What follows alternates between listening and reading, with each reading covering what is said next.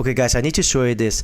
Recently I published a video where when you place a check on a checkbox, that cell where the checkbox is located get highlighted accordingly. But someone had inquired if he can highlight the whole row where the checkbox is located. Let's say for example, in here on this data set here, my checkbox is in column E. If I were to place a check over here, you want to be able to highlight the whole row like this. Well, how do you do it? It's quite simple actually. First of all, you're going to highlight your complete data set like this. And let's go all the way to the top here.